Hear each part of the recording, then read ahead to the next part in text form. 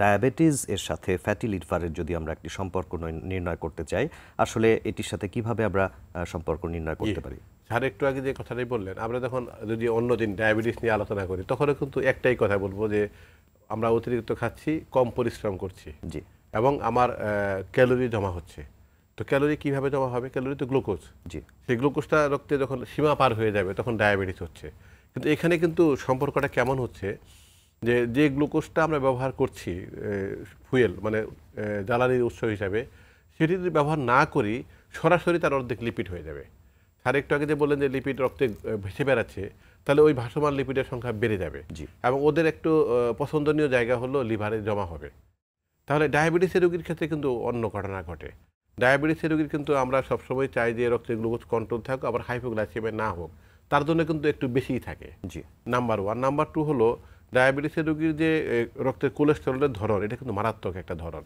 যে ট্রাইগ্লিসারাইড অনেক বেশি থাকে, এইচডিএল অনেক কম থাকে, এলডিএল বেশি থাকে।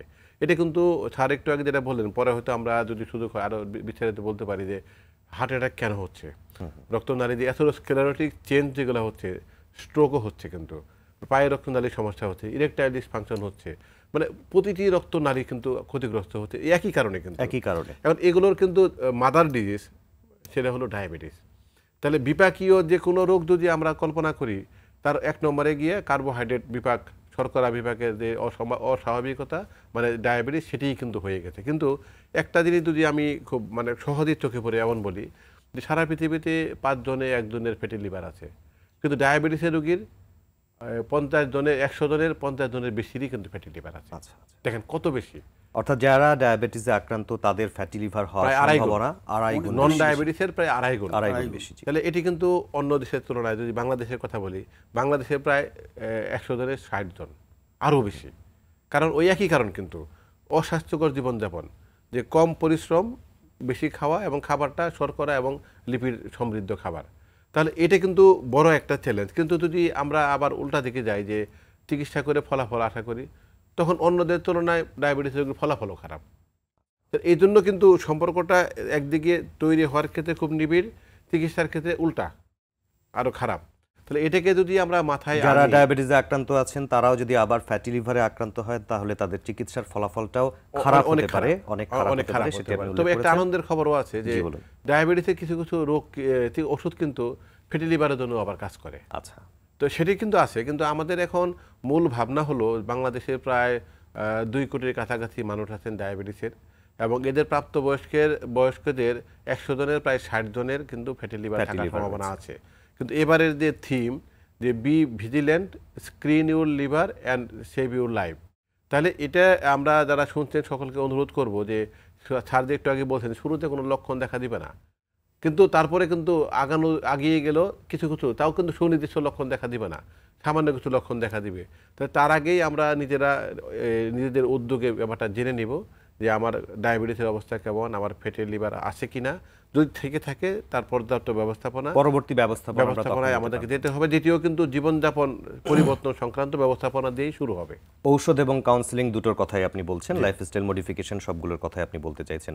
এবং আপনি যেটি উল্লেখ করছিলেন যে এবারের প্রতিপাদ্য বিষয়টিতে এরকম বলা হয়েছে যে সচেতন হন এবং নিজে পরীক্ষা করান, পরীক্ষা করে আপনি জানুন যে আপনার ফ্যাটি লিভার রয়েছে কিনা। স্যার, আপনি কিছুক্ষণ আগে যেটি বলছিলেন যে লক্ষণ থাকে না বা লক্ষণ অপ্রকাশিত থাকতে পারে, তাহলে একজন সাধারণ মানুষ কিভাবে বুঝবেন যে তিনি ফ্যাটি লিভারে ধীরে ধীরে আক্রান্ত হচ্ছেন? কিভাবে পরীক্ষা নিরীক্ষা করতে হবে? কখন তিনি উদ্যোগী হবেন? কখন তিনি চিকিৎসকের কাছে যাবেন? এবার যে প্রতিপাদ্যটা আসছে যে be vigilant, be check up, regular check up and keep your liver disease free. জি, অ্যাকচুয়ালি এই যে আমি প্রথমেই বললাম যে ফ্যাটি লিভার ফ্যাটটা জমা হলো, ফ্যাটটা জমা হওয়ার পর তো কোষটা ভাঙা লাগবে, কোষ ভাঙা লাগবে।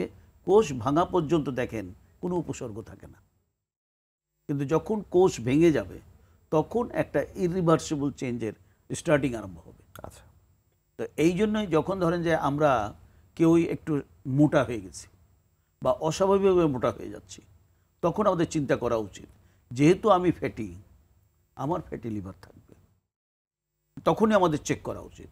কারণ ওই যে দুটো ফেজ, রিভার্সিবল আর ইরিভার্সিবল, কোষ ভাঙার আগেই যদি আমাকে ধরে নিতে পারি যে আই হ্যাভ ফ্যাটি লিভার, তাহলে আমি ওই জায়গায় রিভার্স করতে পারবো। ডায়াবেটিস এবং ডায়াবেটিস রিলেটেড যে ডিজঅর্ডার, যার জন্য এখন ফ্যাটি লিভারকে বলে মেটাবলিক ফ্যাটি লিভার, জি। তো সেগুলোই আমরা রোধ করতে পারবো।